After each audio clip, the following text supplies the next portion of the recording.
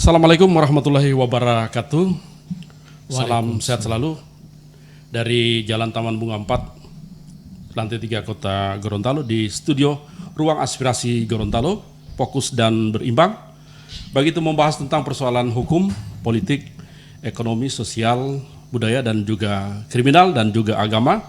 Dan di studio Ruasgo, Ruang Aspirasi Gorontalo RG, telah hadir salah satu tim kerja, staf ahli khusus ya, staf ahli Wakil Ketua DPR RI, Bapak Rahmat Gobel, ya. Dan beliau ini adalah asli orang Gorontalo, dan begitu Pak Rahmat Gobel menjadi anggota DPR RI, sejak itu beliau mengabdi sebagai staf ahli. Saya sapa dulu, Assalamualaikum warahmatullahi wabarakatuh, Dr.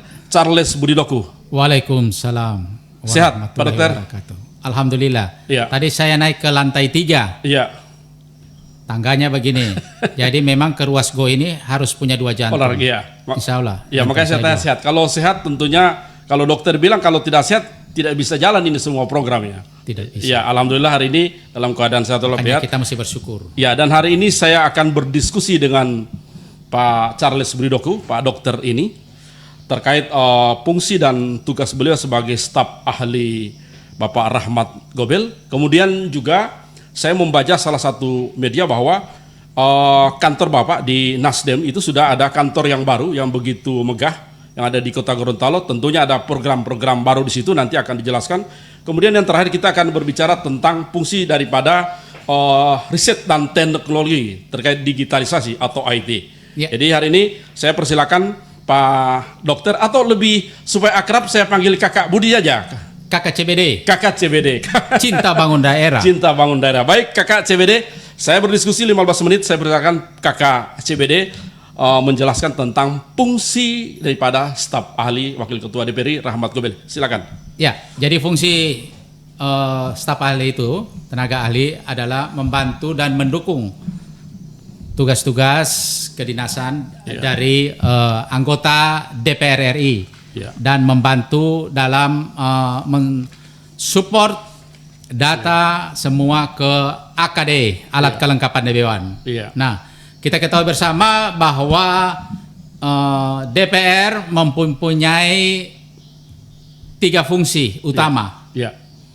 Legislatif itu punya 3 fungsi, legislasi membuat budgeting dan pengawasan, anggaran dan pengawasan. Nah, ditambahlah satu lagi, menyerap aspirasi daerah, menyerap aspirasi. Nah, dalam kerja-kerja kita juga ini sudah berbasis teknologi, ya, karena kita membantu, ya, semua membantu. Nah, sebagai tenaga ahli juga. Di bidang teknologi IT juga. Kalau jadi ada berita-berita media sosial pribadi kita itu wajib kita laporkan ke IT-nya DPR RI. Jadi tugas fungsi dari staf ahli kan menyeluruh, bukan cuma saja di skala nasional, tapi saya lihat bahwa Kakak CBD juga sering ke Uzbekistan, Irak, Iran, dan kerjasama yang dilakukan oleh DPR RI terkait negara-negara. Ini juga harus dilakukan Pak, sebagai seorang staf ahli. Iya, itu. Ya mungkin pengalaman Pak Dokter boleh disampaikan? Ya, alhamdulillah, kan kita tahu bersama 3 fungsi tadi dengan penyerapan aspirasi daerah. Nah, tentunya Pak Rahmat Gobel juga punya untuk dengan luar negeri, fungsi untuk diplomatik, itu sangat penting karena hubungan kerja antar negara di bidang politik, sosial, budaya, ekonomi. Nah, itu harus jangan cuma MOU aja terus, antara Indonesia dan negara lain, tapi itu harus diawasi, misalnya dengan Turki, ya kan, dengan Uzbekistan, Belarus, itu mereka negara-negara penghasil kalium terbesar di dunia dan harganya murah daripada di Amerika, di Rusia, Nah, itu datanglah Pak Gobel ke sana melihat MOU antar negara yang tidak jalan. Ya, itu kan? Seperti Gubernur Ehime datang ke Gorontalo, apa ada pengaruh dari seorang Charles Budidoku karena Anda orang Gorontalo sehingga Pak Rahmat membawa itu tamu-tamu dari negara ke Gorontalo? Apa ada pengaruhnya dari staf ahli ini? Oh, itu ketokohan Pak Rahmat Gobel. Kita hanya mensupport, mendukung saja. Kita mensupport karena memang kita ketahui Pak Rahmat Gobel ini pernah menjadi utusan ya, Presiden Jokowi untuk kerajaan Jepang. Ya. Jadi kita diajak. Sekaligus Pak Gobel akan melihatkan kita, bukan hanya saya, orang Gorontalo banyak, akademisi, agamawan, toh, profesional, politisi, semua diajak, toh, untuk melihat peradaban yang ada di sana. Karena kalau di sana kan sudah skalanya nasional. Jadi seorang Charles Budidoko bukan cuma saja memikirkan Gorontalo, tapi memikirkan seluruh daerah yang ada di Indonesia. Oh iya, kan? Tentunya. Ya, tapi saya lihat lebih banyak tamu-tamu dari negara itu datang seperti kemarin Tuna itu yang orang besar yang Tuna datang sini dan Pak Charles Kimurasan. Ya, boleh cerita sedikit tentang Kimurasan itu ya. Wih, luar biasa. Kimurasan melihat laut di Sulawesi ini, Teluk Tomini bagian utara dan Teluk Tomini itu sangat luar biasa. Tuna ekor kuning dan kalau yang lebih dalam lagi bluefin itu sangat mahal. Nah, beliau ada teknologi untuk budidaya tuna. Nah, beliau melihat, ini penting. Ya, di bawah Pak Rahmat Gobel sini. Ternyata Pak Deno, banyak orang melihat, bahkan teman saya dari Singapura pun melihat Pak Gobel kita cari siapa itu Kimurasan. Itu bisa berhubungan. Memang saya tidak ragu Pak Rahmat Gobel karena itu sudah beliau juga teman sekolah dengan Pak Gobel, karena banyak tuna kita mau dibawa kemana? Kalau tidak punya bayar di luar. Nah, sedangkan kita tahu yang paling banyak makan ikan tuna ini dua, Jepang dan Amerika. Saya lihat juga di media itu ada pelabuhan Taman Anggrek, Anda mendampingi orang-orang yang dari luar negeri juga ada orang Jepang, dari Korea, gimana itu, Pak? Dari Jepang, karena itu adalah KPBU Pelabuhan Anggrek, ya kan? Kita ketahui bersama KPBU ada 3 skim dan ini Pak Gobel mengambil skim yang ketiga, investasi murni dan nanti setelah pengelolaan 30 tahun dikembalikan lagi kepada negara. Tidak gampang Kakak Deno, investasi sangat besar dan bukan saja main bangun begitu, tapi kita harus mengurus dulu izin lingkungannya, amdalnya, ini penting, tidak sembarang, yang pasti akan jalan, progresnya jalan, amdalnya, karena itu tidak sembarangan. Itu karena itu juga anggarannya Pelabuhan Anggrek? Berapa anggarannya itu? Lebih kurang 1,4 triliun. Luar biasa. Kalau saya berbicara seorang Charles Budidoko, saya tidak ragu. Anda pernah menjadi anggota DPD. Jadi berbicara tentang skala nasional, pengalaman Anda pemerintahan di sana sangat luar biasa. Jadi tepat sekali Anda sebagai seorang staf ahli RG. Pak RG bukan saja membangun Pelabuhan Anggrek, tapi ada satu kawasan ekonomi khusus. Itu bisa mempekerjakan cukup banyak, ribuan orang. Karena kita tahu kita di Gorontalo ini kekurangan lowongan pekerjaan. Ketika ini terbuka, ada satu kawasan ekonomi khusus, ya kan? Di situ ada pabrik manufaktur, ya kan? Ada pengelolaan, misalnya contoh smelter, kan ke luar negeri ini lebih dekat. Gorontalo ini lebih dekat dengan Asia Pasifik. Nah, ini tinggal butuh kebijakan dari pusat, ya kan? Seperti kalau tidak salah di Bantaeng. Di situ ada smelter, walaupun bahan bakunya diambil dari Kendari, ya kan? Ini butuh kebijakan. Apalagi kita di Gorontalo juga ada kan? Batu hitam, apa semua, tapi yang mesti legal. Emas dan lain-lain. Itu berbicara tentang pengalaman sedikit. Itu baru sedikit pengalamannya seorang Charles Budidoko yang mendampingi baru kikis-kikis itu. Kikis-kikis. Sekarang kita kembali ke daerah. Tentunya bahwa dengan saya lihat ada kantor baru Dewan Pimpinan Wilayah Nasdem, new kantor, new kantor Nasdem ya. Saya tahu Pak Charles menduduki jabatan apa di Partai Nasdem? Ketua OK. Ketua OK ya. Nah, tapi terobosan-terobosan mungkin ada program-program yang sementara dirilis oleh Pak CB dan kawan-kawan, silakan Pak CB. Iya, jadi kantor itu kan tagline-nya yang dibuat KKRG adalah peradaban. Jadi dari kantor itu kita mulai memberikan pendidikan berpolitik itu bagaimana sebenarnya. Itu yang penting. Kita harus dewasa. Kita tidak boleh ada isu apa kita cepat, cepat menanggapi dan kita mulai dari kantor itu kita akan mulai pergerakan kita, insya Allah Gorontalo, pergerakan baru, insya Allah Gorontalo ke depan. Restorasi menjadi cita-cita Pak Rahmat Gobel, menjadi daerah yang makmur dan sejahtera. Karena dari kita tahu bersama Pak Rahmat Gobel itu yang mencetuskan politik pembangunan dan kesejahteraan rakyat. Politik pembangunan dan kesejahteraan rakyat. Yes. Mungkin ada program yang sementara direncanakan oleh KKCBD. Saya tahu bahwa Anda juga seorang mantan ketua PMI ya. Ini saya baca Kota di Gorontalo. media kemarin, Anda sementara merencanakan donor darah ya. Gimana ini, Pak? Ya, ide Pak Rahmat Gobel. Karena Pak Rahmat Gobel adalah salah satu pimpinan Dewan Kehormatan PMI Pusat. Iya. Yang ketuanya Pak Yusuf Kala. Iya. Nah, peresmian kantor sebelumnya ada orientasi bacalek. Oh, iya. Jadi kita akan wajibkan seluruh bacalek Gorontalo 218 bacalek 218 bacalek ya. ya, yang akan dipimpin Pak Rahmat Gobel duluan untuk donor. Jadi ini belum pernah terjadi Kakak Deno. Murni ini ya. Oh murni. Kalau cuma bacalek, caleg mengajak organisasi masyarakat itu biasa. Iya. Iya kan? Jadi ini spektakuler. Spektakuler ya. Mungkin dijelaskan misinya apa di situ Pak Dokter? Dalam donor darah itu Pak Dokter. Pak Rahmat Gobel ingin mengeluarkan mea-mea. Ya. Tapi mea-mea itu adalah darah. Bayangkan bacalek-bacalek kita belum terpilih saja darahnya sudah dikorbankan.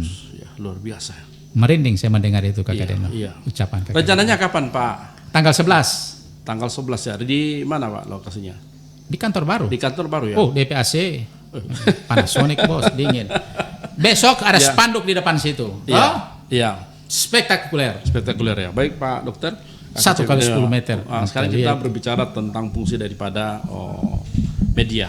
Ya, bicara tentang media, saya tahu bahwa Anda juga banyak pengalaman terkait digitalisasi ini. Ya, mungkin fungsi dalam hal untuk menjalankan media yang profesional seperti apa Pak Ya, Charles? memang saya selalu bilang, toh, sebuah partai politik, sebuah organisasi itu harus bisa memegang struktur partai, ya kan, dan media sosialnya. Ya. Ya, disitulah ada teknologi. Ya. Nah, di zaman Orde Lama, Pak Soeharto itu sangat kuat dengan dua, Iya. kekuatan dan trompet.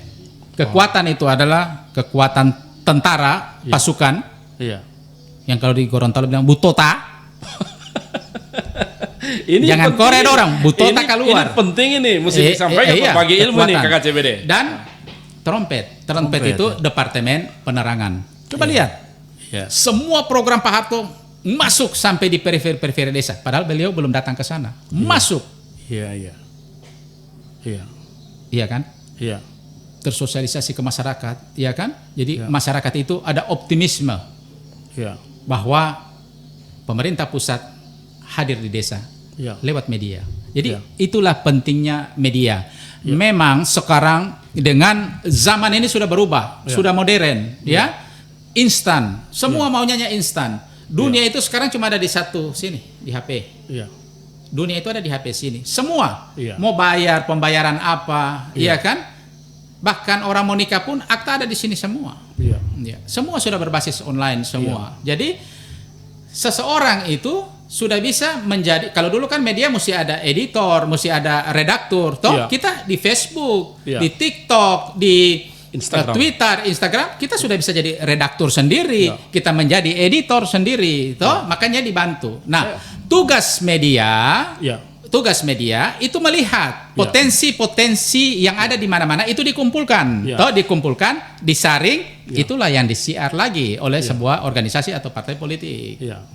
Saya mengamati Charles Budiloku itu di sosial media, Instagram, Facebook. Oh dari dulu, karena aktif. disitulah kita terbantu, kita terbantu. Misalnya ada orang butuh donor, ada yang sakit, ya kan? Ada keluarga kita yang kena musibah, ada keluarga kita yang berbahagia, kita bisa lihat di situ sangat cepat. Dunia berubah. Iya. Berbagi ilmu dengan CB luar biasa. Anda nanti kalau ada orang yang ditunjuk media, dialah yang merangkum ini semua. Dia merangkum, dia yang berikan kesimpulan. Ini yang dikeluarkan, ini yang dikeluarkan. Dan ini tapi jangan batasi fantasi orang, kreativitas orang, tidak bisa. Iya. Dan ini harus ahlinya yang menangani seperti ini Pak Charles ya. Ya kan, jangan salah penempatan ya. Tapi kalau seorang CBD itu saya tidak meragukan. Anda mantan anggota DPD RI, kemudian Anda mantan wakil wali kota. Jadi tentunya pengalaman Anda luar biasa sekali berbicara tentang politik. Mantan, saya ini cuma orang biasa saja. Oke, Pak CBD, saya dengar nama Charles Budiloku itu digadang-gadang di salah satu daerah, bahkan 2 daerah Anda menjadi seorang bakal calon ya. Saya dengar Anda menjadi bakal calon bupati Bone Bolango mungkin gimana itu Pak Dokter? Begini Kakak Demo, Ya, dulu masih kecil, ya, saya punya cita-cita ya, jadi dokter. ya, Alhamdulillah, Allah memberikan itu. ya, Ketika jadi dokter, saya lihat, wih, saya setelah itu di pemerintahan kan, ya, ini baru bakal jadi pemerintahan Sasadiki, LSM periksa, inspektorat periksa, ya, irjen periksa. ya, Lebih bagus lagi ada masuk politisi. Waktu itu dibuka DPD RI, senator. ya. 2000, Ini yang harus disampaikan. Pak Dokter. 2009. Ya. Oke, Toh? oke, Cita-cita saya dapat lagi. tercapai. Ya. Setelah itu Ya, saya lihat, wih, bagus juga jadi kepala daerah. Ya. Toh? Ikut lagi wakil wali kota, ya, terpilih. Ya. Toh? Cuma saya bilang, umur kita bertambah, ya, iya kan? Keinginan kita terus kalau bertambah itu sudah berbahaya, Deno. Ya. Itu ada di agama. ya, Toh? Jadi sekarang kalau you mau tanya cita-cita saya, toh? Kalau saya meninggal nanti ingin ada di peluk Nabi Muhammad SAW. Subhanallah. Ya, oke. Karena semakin kita tinggi cita-cita, semakin tinggi ambisi kita, itu hati-hati, Deno. Ya, Orang jatuh dengan masalah kecil. ya. Saya menyampaikan itu karena masyarakat Bone Bolango tiap saya datangi bahwa sering bahas juga Pak Budi Doku akan jadi calon, makanya saya tanya ini. Oke, Pak Charles Budi Doku di akhir diskusi kita ini Pak Dokter. semua Mungkin berakhir, ada ya. Boleh harapan-harapan Pak Dokter terhadap teman-teman di DPW Nasdem. Saya berharap untuk Gorontalo secara luas, Ya, ya kan, kita dukung Kakak Rahmat Gobel. Ini Ya. orang baik, bos. ya, Dermawan yang misterius. ya, 100 tahun depan Ya. mungkin kita akan tidak mendapatkan orang seperti ini. ya, Ikhlas membangun, ya, perhatiannya terus cuma untuk Gorontalo. Ya. Mau ke negara mana saja ya, beliau hanya ingat Gorontalo. ya, Luar biasa, Deno. ya. Jadi OTW 350 ya. Insya Allah. Oke Pak Dokter Charles Kita Budi Doku. kembalikan lagi Ya, kepada rakyat. ya. Iya kan? Tapi rakyat tahu siapa yang bekerja, insya Allah. Berbicara tentang seorang staf ahli, tapi menyebar begitu banyak yang Pak Dokter Dan terima sampaikan, kasih atas ya kan? mandat rakyat kepada Kakak Rahmat Gobel Ya. di tahun 2019. Oke Pak Dokter, berbicara tentang seorang Rahmat Gobel, dermawan misterius. Dermawan yang misterius. Kita akan bahas pada selanjutnya, kita akan lihat dulu yang satu ini.